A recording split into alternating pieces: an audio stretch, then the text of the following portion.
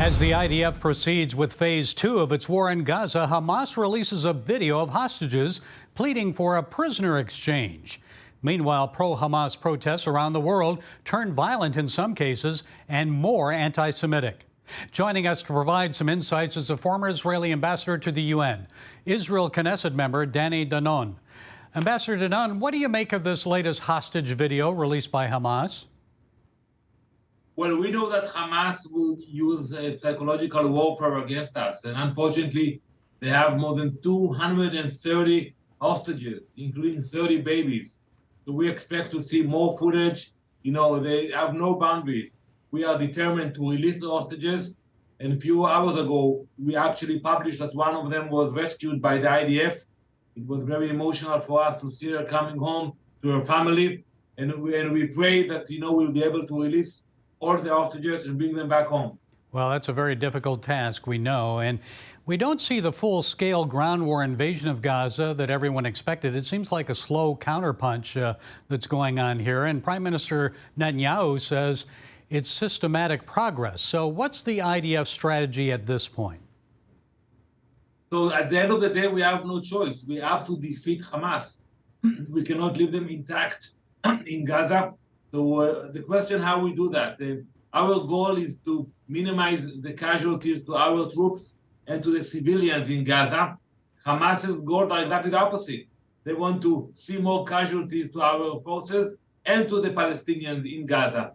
So we take it very slowly. We operate very carefully, but we are determined. We are determined to find them and to kill them. We cannot forget what they did to us only 3 weeks ago. Iranian President Raisi says Israel has crossed the red lines in Gaza. That may force everyone to take action. So what do you make of this threat, unleashing Hezbollah rockets on Israel's north, direct Iranian military involvement? What do you think? I would advise Raisi to look very carefully at where he stays now and to ask himself if he wants us to change the situation there.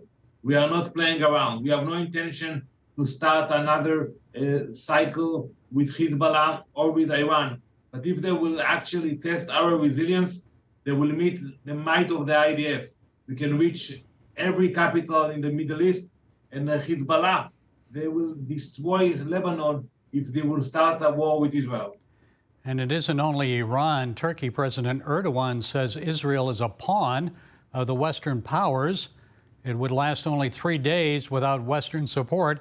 He suggests Turkey may enter into the conflict, saying his country can, quote, come at any night unexpectedly. So what is your response to Erdogan? Well, you see all the bad guys ganging against Israel. Maybe they think that we are vulnerable, but they are mistaken. We are strong, we are determined, and we will win. So with all due respect to all those leaders, so-called leaders, I would advise them to look first at what's happening in their countries before they think about attacking Israel. And an international criminal court prosecutor visited the Rafah crossing, investigating possible war crimes. How objective do you expect that investigation to be? I have no expectations from those organizations, neither from the UN. We saw them passing resolutions calling for a ceasefire, not even condemning the atrocities. The picture that I saw in the last few weeks, the last time we saw such atrocity was during the Holocaust. So we will not sit idly by after they massacred us, after they raped our girls and kidnapped our babies.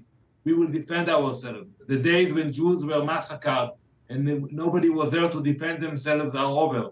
We have the capability, we have the determination, and we will protect the Jewish people here. Yes, even former Secretary of State Hillary Clinton said that was the worst thing that could happen would be a ceasefire because Hamas would just rearm themselves. People who are calling for a ceasefire now do not understand Hamas. That is not possible. It would be such a gift to Hamas because they would spend whatever time there was a ceasefire in effect rebuilding their armaments.